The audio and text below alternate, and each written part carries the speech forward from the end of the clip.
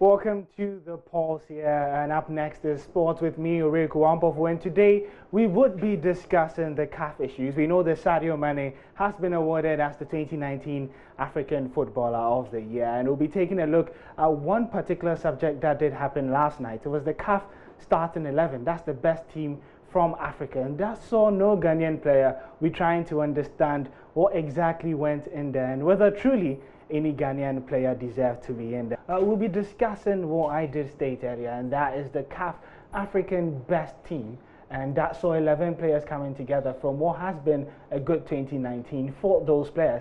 And a surprising note or a surprising takeaway was the fact that there was no Ghanaian player in those 11 players stated by CAF. And joining me in the studio would be Bill Sean and Susan Owusu, and so we'll be doing that discussion. But first off, let's remind ourselves of what happened exactly in Egypt yesterday night as Sadio Mane won the 2019 African Footballer of the Year. The Senegal forward beat Liverpool teammates and Egypt forward Mohamed Salah and Manchester City's Algerian winger Riyad Mahrez to the award.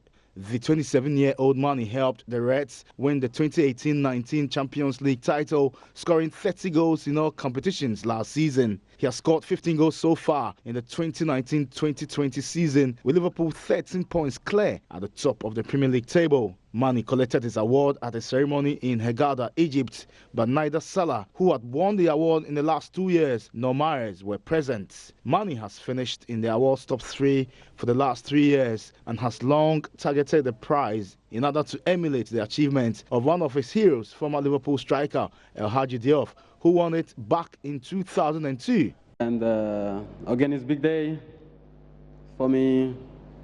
I don't know how to say, but I would love to thank all the Senegalese people. They've been for me all the time. They push me, and yeah. Same time, my village. I'm really coming very very far. Very small village, Bambali. I'm sure they're watching me on TV. And yeah, also Grand Jean is here. I call him Grand Jean, Thomas Brolin. And again, I'm really happy and very proud to win this. And maybe a little bit French for my Senegalese people. Salah, Mane and Mahrez all made the African best 11 team along with 3 other Premier League players: Liverpool centre-back Joe Matip, Tottenham right-back Serge Aurier, and Arsenal striker Pierre-Emerick Aubameyang.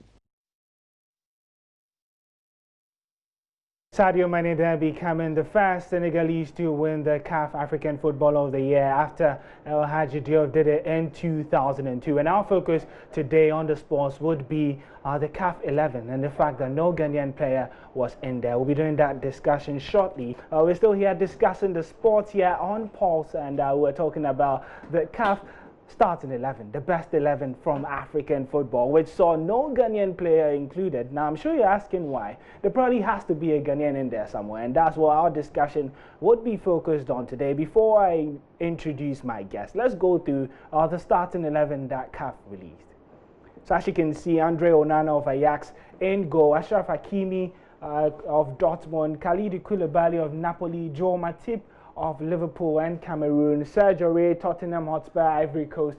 In midfield, we have Idrissa Gana Gueye, who moved to PSG and represented Senegal, and he's partnered by Riyad Mahrez of Manchester City and Algeria, Hakim Ziyech of Morocco and Ajax as well, Mohamed Salah, who came in second of Liverpool and Egypt, Pierre-Emerick Aubameyang, joint top goal scorer of the Premier League, representing Arsenal and Gabon, and Sadio Mane, the new African Footballer of the Year.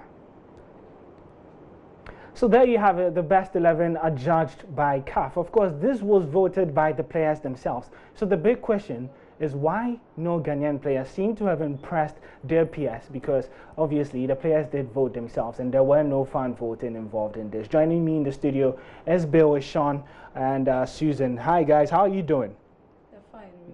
Okay, let me take your immediate reactions, Susan. When you saw this CAF starting 11, did you think there was a fair representation in terms of the best 11 players on the continent at the moment?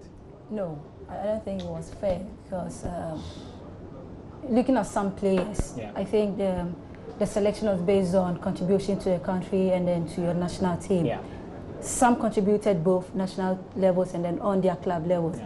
Others, nothing at all in terms of national teams. So I think there should be some Ghanaians, at least, who has been doing well in their club levels.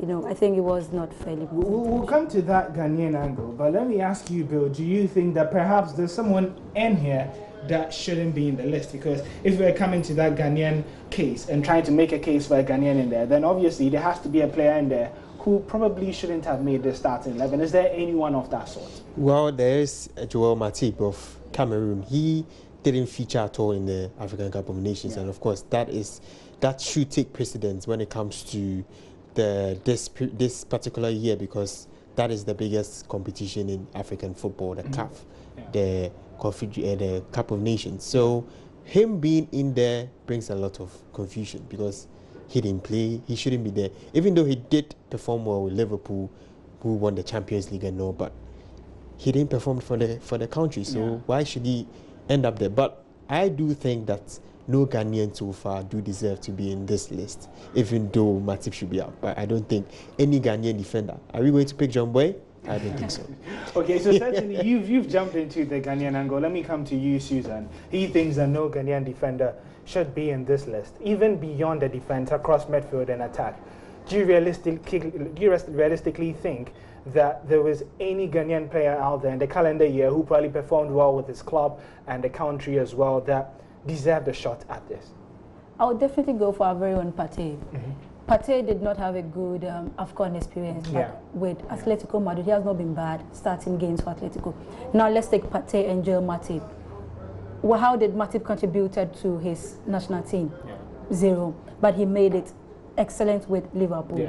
So that makes it a bit confusing.